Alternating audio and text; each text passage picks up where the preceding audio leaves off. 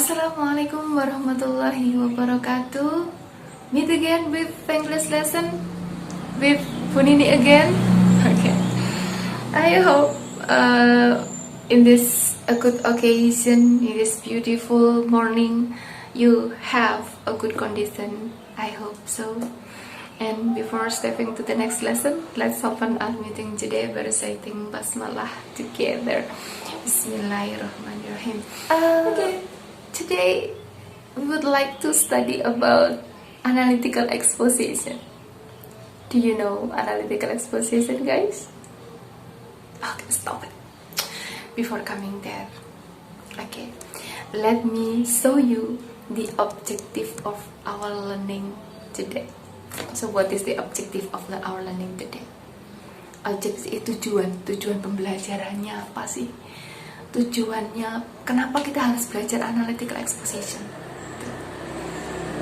Nah, tujuannya adalah setelah belajar ini, after learning this material, you have understood about the social function,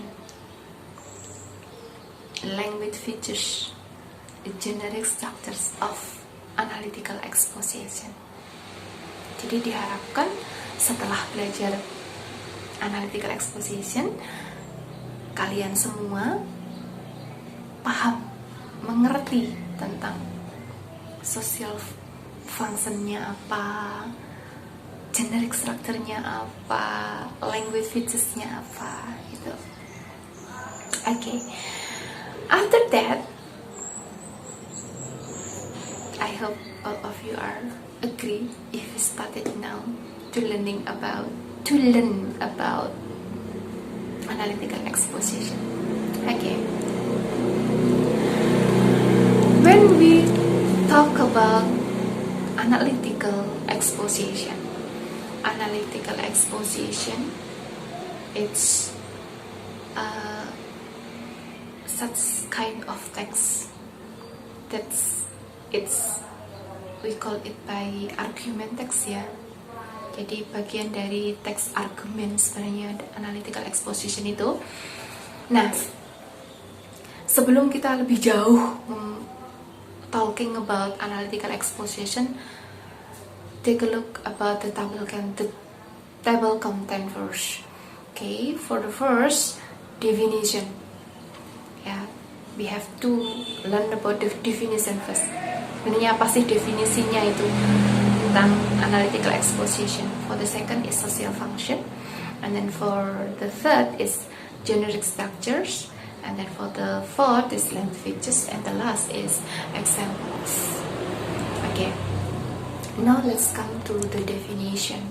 There is a definition of analytical exposition is a text that elaborates writer's idea about the phenomena or issue surrounding. Apa itu artinya?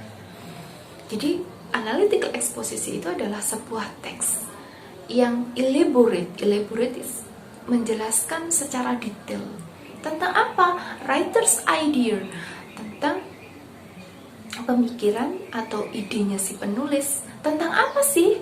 Yaitu tadi tentang isu atau fenomena yang ada dalam lingkungan atau dalam masyarakat. Apalagi sekarang ya. Sekarang kita lagi dalam pandemi, kemudian ada yang namanya virus COVID ya. Nah itu. Kalau if you have a good writing, after learning this material, we hope you can write your opinion about our condition today. Okay, let's come to the next. Let's come to social function. So what is the social function? The social function here is to persuade the reader that the idea is important. Jadi to persuade pembaca. Persuade itu apa sih? Merayu, membujuk, mengajak. Jadi pada pembaca bahwa ide ini loh penting gitu. Ide ini penting untuk dibicarakan. Okay. Kemudian fungsi yang kedua, social function yang kedua adalah to analyze the topic that the thesis is correct by developing an argument to support it. Jadi, untuk menganalisa topik bahwa tesis itu benar dengan pengembangan argumen untuk mendukung tesis tersebut. Nah, itu adalah social functionnya. To persuade and to analyze. Okay, for the next, generic structure. So we have learned about many kinds of text, but I'm sure that among of you are still confused about generic structure. Apa sih sebenarnya generic structure itu? Generic structure itu adalah the way, cara atau tahapan-tahapan atau step-step to build the text. For example, when we learn about analytical exposition, we have 3 generic structures. Jadi ada 3 bagian to build analytical exposition. For the first is thesis. Second is argument. The third is reiteration. Okay. Now I give you explanation about generic structure. Thesis. Kalau tadi kita ngomongin tesis. What is thesis actually? Ada apa sih di dalam tesis? Okay. Thesis here contains the writer's idea or writer's opinion about something. It's also introduce topic and indicate the writer's opinion. Jadi tesis ini adalah, dalam tesis itu berisi tentang pendapatnya penulis tentang sesuatu, dan di situ juga memperkenalkan tentang topik yang dibicarakan oleh siapa? Itu tadi pendapatnya si penulis tadi. Yang kedua itu ada argumen. Apa argumen itu? Argumen itu berisi tentang the arguments to support the writer's opinion. Dalam argumen itu berisi tentang mendukung siapa? Argumen itu adalah mensupport, untuk mendukung dari tesis tadi. Nah, itu namanya tesis. Nah, kemudian yang terakhir adalah reinteresation. Reinteresation ini adalah tentang cara pandang atau pandangan penulis tentang si tesis tadi, tentang topik yang dibicarakan. Jadi restarting akhir atau kesimpulan dari sebuah teks yang dibuat oleh penulis tadi. Oke, itu adalah bagian dari generic structures. And now let's come to language features. Okay, what is the language features? The language features here, atau language features itu kalau bahasa Indonesia dikatakan ciri kebahasaan ya. Ciri kebahasaan. Jadi ciri-cirinya apa sih dalam text analytical exposition itu? Yang pertama ada simple present, and then yang kedua ada internal conjunction, yang ketiga ada causal conjunction, yang keempat ada word that express a writer's feeling or idea. Okay, talking about simple present, guys. Do you still remember about simple present? Yeah, I hope all of you are still remember about simple present. Yeah, simple present is such kind of rule or grammatical to build a sentence. So when we learn about simple present, so we learn about how to make a sentence. Actually there are 2 kind of sentence. The first is verbal sentence, and then the second is nominal sentence. So when the subject meet with verb, this one is called it by verbal sentence. If the subject meet with to be and Anna will call it by Anna we call it binominal sentence. Okay, this one. Okay, for the next is internal conjunction. What is internal conjunction? Internal conjunction is divided become four. There are four kinds of internal conjunction. First is addition, comparison, time, cause, and effect. In addition, we will meet beside. In addition, furthermore. In comparison, we meet but, meanwhile, on the other hand. And then in time, we will meet first, second, next, last. In cause and effect, we meet effects, and then a result, consequence. Okay, this all of it called by internal conjunction. Okay, for the next is causal conjunction. What is causal conjunction? Causal conjunction, conjunction itu disebut sebagai kata hubung ya, kata hubung sebab akibat. Nah, yang pertama, from the causal conjunction we will meet because, as a result, consequently, despite, due to, for that reason, and so on. Okay. Now, we have a phrase to make a conclusion. Nah, the conclusion or in reiteration. So, what is the word?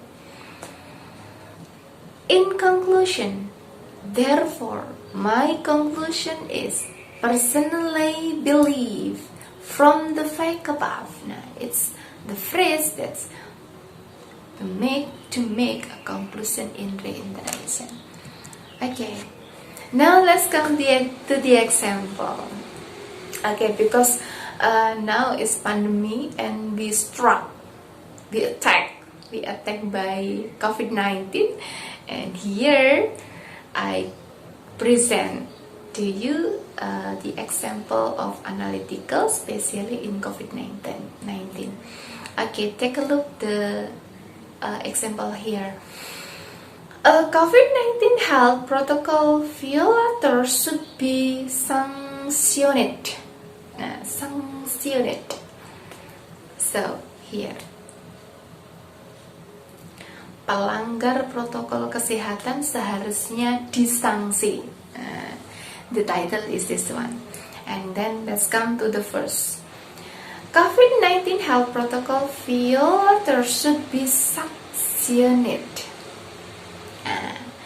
So, as we know, the number of people infected by the COVID virus is still increasing in our country, but some people still ignore the health protocol by not wearing masks and keeping their distance. Yes, so what is the topic here? Okay, the topic stated in the first. Okay, COVID-19 health protocol violator should be sanctioned. Yeah, it's called by topic. And then let's come to the argument one. Argument one here must be supported, mendukung dari topik. Yang kedua juga harus mendukung. Argumen itu mendukung, alasan mendukungnya dari si topik. Yang ketiga juga begitu. Dan yang terakhir kesimpulannya. Kesimpulannya siapa? Ya, kesimpulannya si penulis. Ya, gitu. Kesimpulannya, therefore the health protocol violator should be sanctioned because of reason given above. Jadi pelanggar protokol kesehatan itu seharusnya disanksi karena alasan yang diberikan di atas. Itu adalah kesimpulan dari teks analytical here. So, let's come to language features. Oke, kalau tadi sudah bagian-bagiannya. Nah, sekarang kita ngomongin tentang ciri kebahasaannya. Coba kita lihat pada paragraf yang pertama. Ada apa di situ? Oh, di situ ada kata as we know. As we know. Ada we, subject, know, verb 1. It means that will called by simple present. Apalagi di situ ada apa lagi? Oh, ada firstly, ada secondly, ada lastly. Oh, itu adalah bagian dari internal conjunction. Oke, mana lagi ya? Oh, ini ada the virus is very this virus is very dangerous. Nah, this virus is very dangerous. Ya, itu adalah bagian dari kalimat nominal. Nominalnya siapa? Simple present. Ada lagi, it is best. Oke. Not only that, just see the examples, just see this reading. Maybe you still find some of simple present here, or internal conjunction, or causal conjunction. Okay guys, I think that's all my explanation for analytical exposition. If you have any question, you can call me, or you can contact me, or you can meet me if we can meet next. Okay, I think that's all for my explanation today, and let's close our meeting today by reciting basmalah, hamdalah together. Alhamdulillahirabbil alamin. And the last I say, Assalamualaikum warahmatullahi wabarakatuh. I must be leaving now.